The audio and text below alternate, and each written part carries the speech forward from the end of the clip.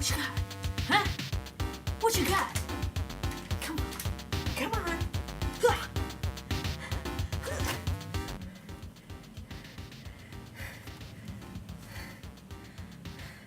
Oh, don't mind me, guys. Just trying to find a good thumbnail pic.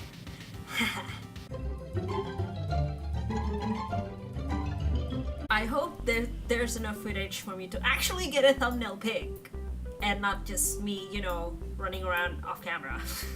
Good morning, afternoon, evening, everyone. Hi, my name is Myra and welcome back to my channel. Also, I didn't realize that my gloves actually match my VR glasses. And this is not a real, VR experience gadget. This is actually just a glasses, and you can see it opens, and you just slide your phone in there, and then I'm pretty sure there's an app for you to actually enjoy VR experience, but I do not have that app. I just have the VR glasses. I don't even know if I'm going to use this. But I actually bought this just for this review. So if you are going to watch this until the end, or at least if you enjoy my search for thumbnail, please give this video a thumbs up. Oh yeah, before I forgot, please click that bell button besides my subscribe button if you haven't, so you'll be notified if I upload something new. So, Ready Player One. I just want to make it clear that for this movie, I actually read the book. See? Yes, basically when I know the movie is coming out, I just run to the bookstore and bought the book. I read it very quickly since it was so good, and I ended up buying another book from the same author, and I enjoyed it as well. You've probably seen the book from my previous unboxing videos, and if you haven't, you should see my unboxing video. Duh. But if you do like Ready Player One, you would love this book. It is called Armada by Anders Klein, which is the author of Ready Player One. Just trust me, read it, you won't regret it. Anyway, back to the movie. Most movie adaptations from books are very different, and in turn would make a lot of book readers hoping for the best and ended up very disappointed in the end. But Ready Player One is actually very different from the book in terms of storyline, yet still satisfy me as a book reader and as a movie reviewer, and that never happens before. The story starts pretty similar to the book. The year is 2045. The world is basically ending as people knows it, hence why the society escapes it through Oasis, an alternate world which can be accessed through basically a touch of a button or something like that. Bottom line, it's an endless online game where everyone can play every day if they want to, where they can be anything that they wanted. Since this game is so popular, their currency became the currency of anywhere else in the world. Like, it is the currency that every other country is using. An online currency, not a real, banknotes. But the fate of the game itself was in jeopardy when the founder of the game, which is James Halliday, died. After his passing, there's an announcement made in his name that whoever cracks his puzzle, and got the egg, would win the rights for Oasis and can do anything that they want with it. Our main character, Wade Was, aka Parsifal, is one of the people determined enough to find the egg, along with a handful of other people, but in order to get it, he just didn't have to deal with other players. He actually have to come face to face with a giant corporate named IOI, or known as Innovative Online Solutions. Innovative Online Innovations. Innovative Online Innovation. That would stop at nothing to get the rights to the Oasis. Now, I am not playing with you on this one. If you haven't watched it, do not attempt to continue on this movie review, because not only that I would fangirl as hard as I can get, the spoilers would be out of this world.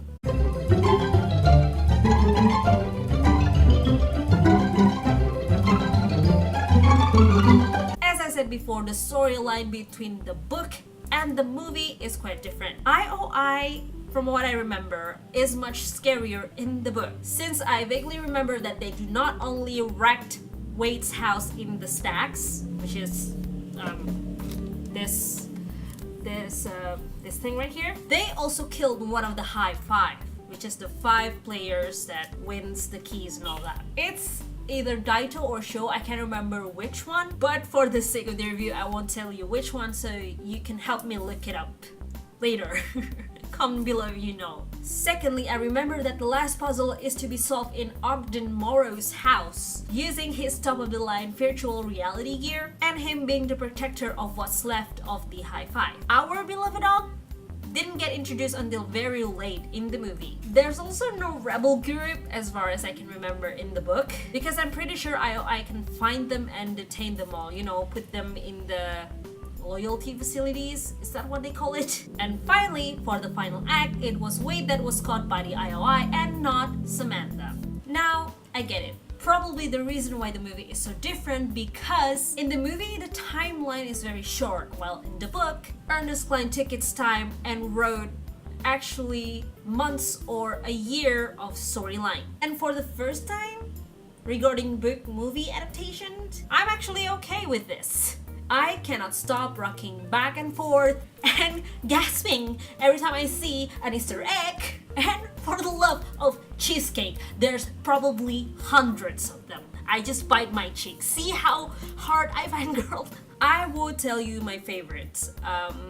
Star Trek, Teenage Mutant Ninja Turtles, Freddy Krueger. I did not watch that movie, but I know the character. Beetlejuice, I actually watched the movie and I like the character even though I do not really like the movie. Mortal Kombat, and of course Back to the Future, which I watch all of them. That series, that movie series is amazing. I actually enjoy the adventures of Marty, and I really like the car, which I have the Hot Wheels. My cousin gave it to me, hold on. See? DeLorean Hot Wheels. Yay! As for my least favorite Easter egg, bear with me, I do not mean least favorite because I do not like the movie or the Easter egg. It's because I just... it gives me chills, the bad kind of chills. That's all. I've never seen The Shining at all. And that is actually not my least favorite, but it still caught me off guard. I see that Steven Spielberg has a tendency to make the surprise like staring right in your face, like the swing of an axe and the zombie lady actually launch herself at the main character. And it was refreshing to see because maybe, since I don't really like jump scares, I do not experience it that much. However, jump scares also lead me to my least favorite Easter egg slash surprise slash something, which is Chucky. I'm not even going to look up the picture because that thing scares the living shiznit out of me. If someone showed up wearing or carrying anything about it, I would probably punch their face and break their nose. I'm not even kidding. It sounds really gnarly, but it basically also means the truth. I'm sorry. Another fun tidbit that stands out compared to other movies that are similar to this is that Ready Player One is insanely immersive. I partly wish that I watched it in IMAX or 4D because I'm curious on how it would feel. I did watch it twice, and I rarely watch the same movie twice in the movie theaters, which means this is a good sign. But sadly, I watched both in a regular theater since the timing wasn't good for the 2 theaters, which is IMAX and 4DX that I've mentioned before. But man, I feel like I was one of the characters in that movie, you know. Also loving the details of everyone's face as characters, as the game characters, because I see similarities of them in real life. Not only that the storyline offered is good, Ready Player One also has that instant humor that just works with everything else. My favorite, of course, is when Parzival kicked Nolan Sorrento down there. And even though the movie is filled with endless Easter eggs and countless action sequences that could only be achieved by meticulous directing and countless hours of CGI, there's a soft ending that connects Halliday with everyone else who was watching, and it was a bittersweet moment. It only goes to show that no matter how enthusiastic you are about the made-up world, about the game or the book that you are so obsessed about, the best way to enjoy life is to have a connection and conversation and to have real links with real people in the real world. It's not a new saying, but sometimes we need the reminder every now and then, including myself. I need the reminder too. Now let's move on to the characters. My personal favorite is probably Samantha Cook or Artemis because she's just all around a badass woman with a brain to match. She fought for herself and for her people's sake, and it's nice to see someone like her just basically owning her words, you know? Another favorite is H, which is the most accurate character from the book according to my perspective. I mean, Wade Watts actually experienced a weight loss in the book. Artemis didn't really show her face until the very end of the book. Either Daito or Show died, but H, she stayed the same. A half-orc male robot in Oasis, African-American lady in real life. And she is played by one of the most phenomenal African-American actress, that I've ever heard, which is Lena Waithe. Now I said that I only heard that she was phenomenal, not that I actually know that she was phenomenal, because I haven't got the chance to see her masterpiece, which is Master of None. Now I need you guys to tell me if Master of None is actually good or not, so I would be able to see it, because even though I'm curious, I really wanted to know your opinion. Let me know if that series worth your time or not, so I can decide whether or not I should watch it. Moving on to the next character, I wish I could see Simon Pegg more, mostly because he's one of my favorite actors in the science fiction / action division. But you know, you can't always get what you want. The rest did their job pretty well, so I don't have a least favorite character, but maybe just one. However, it's a given because he is a villain. You probably guessed it, it's Nolan Sorrento. Nothing more can be said except that I wish I could, you know, kick his marbles myself. So, should you watch this movie? Yes. No questions, no buts, just watch the dang movie.